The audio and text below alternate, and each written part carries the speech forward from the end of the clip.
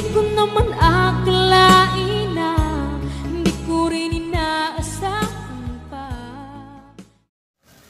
Narito tayo ngayon upang matunghayan ang nagiinit, nagbabaga at talaga namang usap-usapan at nagtitrending na latest issue ni Ate Erica. Sa pagpapatuloy ay narito muli si Kalingap Val Santos Matubang upang pag-usapan ang issue sa pagitan ni Ate Erica at ng kanyang pamilya, lalong-lalo na sa kanyang lolo na si Lolo Miguel. Dito nga ay kinikwento ng tita ni Ate Erica na talagang nagugulat daw sila sa mga nangyayari sapagkat simula nga nagkaroon na sila ng sponsor at umalis sa Kalingap ay tuloy-tuloy nga ang mga blessings sa kanila at nagugulat lang din daw ang mga pamilya nila.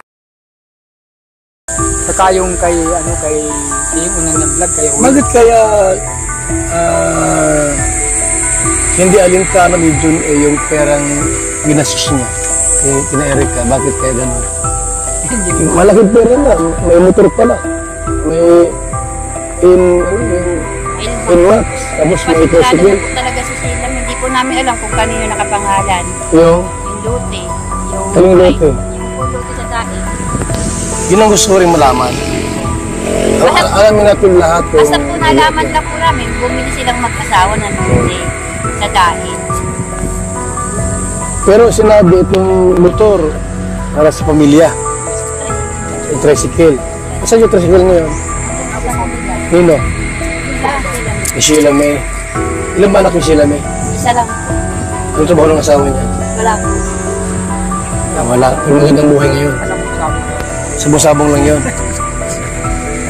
Pag may sabungan niya, kalabas na yun.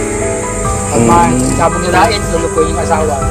Ay mga masamasaga. Silang gumamit sa private motor yun? Private na tricycle? Yun daw po yun. Kinunan ng prangkisa. Saan? Mga ko kung totoo at Ang prangkisa? uuwi dito. Pag uuwi dito, may kapal. yung number. Ang prangkisa tayo, alam mo magkano? 300,000. Siguro yung prangkisang yun, ang kaya kong pagka-piki yun. Gawa ng pag-uwi dito, tatapalan ng papel. Papunta doon, lulupin siguro asawa, mga masada, tatanggal. Hindi naman po sila nagsasagot sa amin kung ano, nagugulat na lang po kami na may tricycle na. Nagulat po kami, may motor na. Nalaman na lang po namin, may lote na po sa dait. Wala naman pong ano sa amin sila na, o tita, lula, ganito. Wala po. Sila lang po. Ang nakakaalam sa lahat ng transaksyon. Okay. Basta po pagdating ng kapatid niya, kasama. Parang na-leave behind kayo hindi kayo inaalala. Ay, di baliw lang po sa naman ako sa gatong hirap. Ayun po, basta sa ako, sa tada ko katanggungan. Huwag lang yung pabitangan kayo. Huwag lang kayo kasabihan ng gayon. Tapos ang dami sa post sa social media na patama sa inyo. Yan nga po yung masakit po, kumakalat po, tapos nalalaman po, siyempre po ng mga kamag-anak.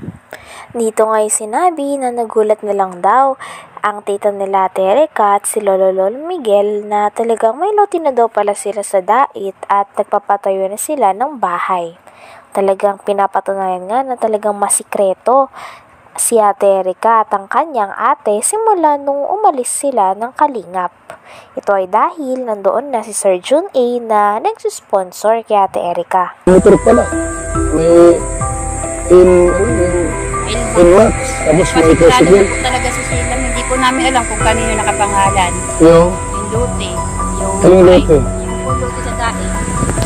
Yun ang gusto ko rin malaman. Alamin natin lahat. Basta po nalaman lang po namin, bumili silang mag-asawa ng lote sa dahil. Pero sinabi itong motor para sa pamilya. Yung tricycle. Saan yung tricycle ngayon? Nino? Si Sheila May. Ilan ba anak ni Sheila May? Isa lang. Ano trabaho ng asawa niya? Wala po. Wala. Pero magandang buhay ngayon. Sabong-sabong lang yun. Pag may sabungan niya, kalabas na yun. Pag may sabong niya lain, lulukoy yung asawa. Ay mga masamasaga. Silang gumamit sa private motor yun? Private na tricycle? Yun daw po yun. Kinunan ng prangkisa. Saan? Bago kung totoo. Ang prangkisa, Uwi dito. Pag uuwi dito, may kapal. yung number. ang prangkisa tayo, alam mo, magkano, 300,000. Siguro yung prangkisang yun, ang kayakong kung baka piki yun. Gawa ng pag-uwi dito, tatapalan ng papel. Punta doon, nulugay siguro asawa, mga masada, tatanggal. Hindi naman po sila nagkikwento sa amin kung ano, bakit nagugulat na lang po kami na may tricycle na. Nagulat po kami, may motor na. Nalaman na lang po namin, may lote na po sa dait. Wala naman pong ano sa amin sila na, o tita, lola, ganito. Wala po. Sila lang po. Ang nakakaalam sa lahat ng transaksyon. Sila Okay. Basta po pagdating ng magkapatid na yun, kasama. Parang na-leave behind kayo, hindi kayo inaalala. Ay, di bali wala po sa naman ako sa gatong hirap. Ayun po, basta sa ako, sa patakoy katanggungan. Huwag lang yung pabitangan kayo. Huwag lang kayo kasabihan ng gayon. Ang hinihin na. Tapos ang dami sa post sa social media na patama sa inyo. Yan nga po. Yan nga po yung masakit po eh. Kumakalat po, tapos nalalaman po. Siyempre po ng mga kamag-anak. Nang isip po nila sa amin, meron kami. Magulang ko po. Kaya yung dun po ako na nag-post na po talaga, nagpadala na ng video para po matuldo ko na kung sino po talagang may sala. Dito nga ay sinabi din nila Lolo Miguel na wala daw silang kinalaman nung una sa pagpapanggap nila Ate Erica na ito ay naisa nilang umalis sa Kalingap dahil sa pag-aaral. Noong una nga daw ay nagulat din sila dahil alam nila na ang Kalingap ang tunay na tumulong, kaya nagulat din sila kung bakit alis si Ate Erica. Ngunit nung huli ay napilit din sila nila Ate Erica na magpanggap at kausapin ng Kalingap na sumunod sa kanila. Kung alam bakit siya nakikialam sa pamilya niyo ay pag-asaan niya. Pinapalabas po kasi niya lagi Kuya Bal si Erica. Lagi daw po dito. Maganda ang pakisama namin. Maayos pa daw po kami. Gusto po kasi niyang panindigan namin na oo, kahit naman po pumupunta dito si Erica. Nagbibigay daw po sa amin ng sustento si Erica. Gusto po nila. Hindi naman. Oo, hindi naman. Nasa totoo lang naman po kami ako. Kaya po ako nagsasalita ng ganito.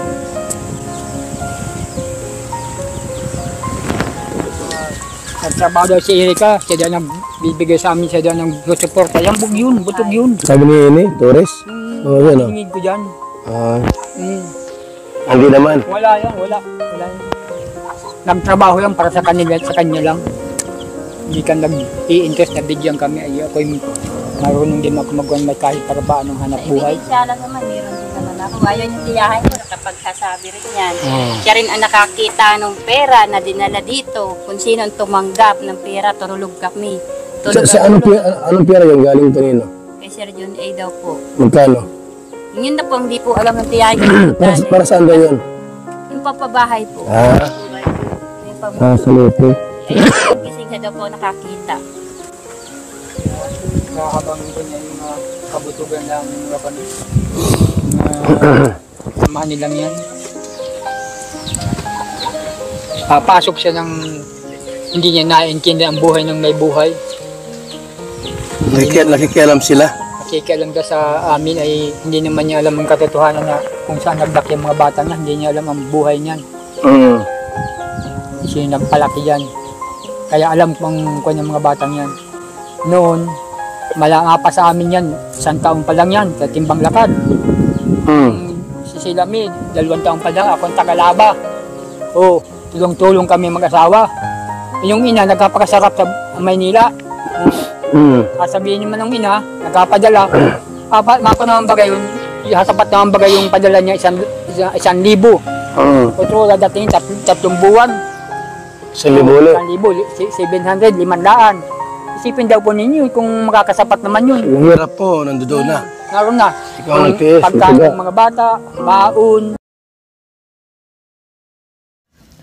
Hanggang dito na lamang muna ang ating nag-iinit, nagbabaga, pinag-uusapan at talaga ng mga nagtitrending na latest issue ni Ate Erica. Maraming salamat sa inyong panonood. Hanggang sa muli. Bye!